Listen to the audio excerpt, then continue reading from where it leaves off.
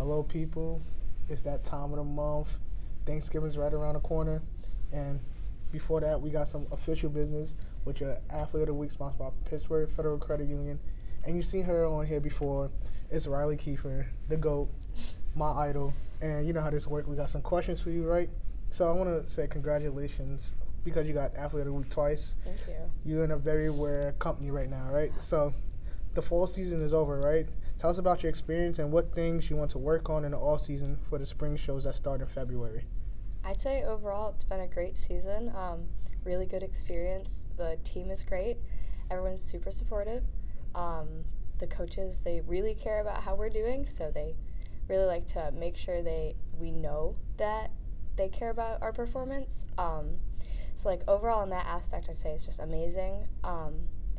Some things I want to work on in the off season would definitely be just like really minuscule things, just very small details that as you go up the levels the judges are going to really focus on. So I'd love to just be able to really focus on like my leg placement and how I'm carrying my hands and just looking up and where I'm going and things like that, and just being like effective when I'm riding. So that's definitely going to be a focus. So definitely, yeah, I'm going to learn how to ride a horse one day. I'm going to be Prince Charming. I'll interview you. Oh, I can't wait. So you're tied for the High Point Rider Award this weekend. Tell us about your performance and how you were able to win those two events. I know I said it last time, but it was definitely just consistency. Yeah.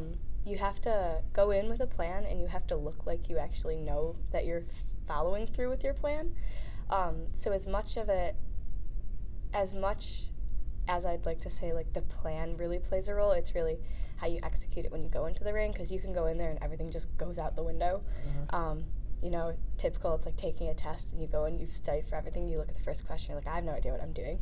That can happen. So sometimes it's just working through. I knew my plan and I went in and I knew I had a horse that was going to be a little quieter over fences, and I got on and we were not quieter.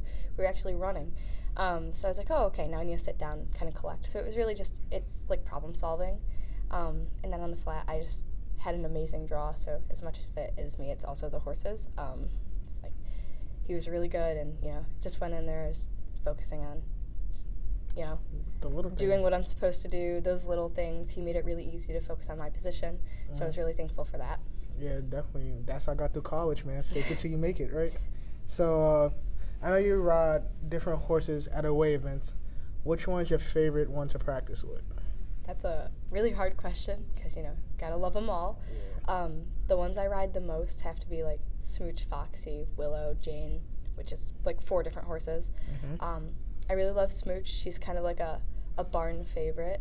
She's always ready to go. She's very, very forward and very willing to do what you ask, and I don't normally ride horses like that, so it's a really nice challenge to be able to ride something so forward and that requires a lot of like technical riding and more holding back, because the ones that I normally ride when I'm at home are a lot more leg, and you kind of have to tell them, oh, we're going now.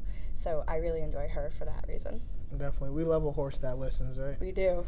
So what are some of the processes that you go through when you're riding on a horse? Like at a show? Yeah. It's really, it's figuring out that plan. You have to really adapt to the horse that you've drawn. Over the season, I've drawn a few that are quite lazy, and then I've had a few that were very forward. So you really just have to get on, and it's feeling what you have when you're in the ring, which is kind of hard because you're already being judged. Yeah. So it's just like problem solving. Yeah, all right. So I think you're a good mathematician then, all right? Problem solving is number one, right? So last question is, Thanksgiving is this week. What is one thing you're grateful for? Definitely have to say, my friends and family, all my teammates. It's great always having that, like, environment of support. Everyone's always so willing to help, and, I've been very thankful to have teams that have such great, like, emphasis on that, like, sportsmanship aspect of life, because it gets very competitive, especially because it's a team sport, but it's also very much individual. So much like, like swim or something like that, you're competing for points on a team, but you're competing individually against yourself, and it can get a little hard. So it's really nice having people around you that all like care about everyone individually, and they are very, very willing to show that. So that's been amazing. Very thankful for that. People, there go the quarterback answer we was waiting for. Until next time, happy Thanksgiving.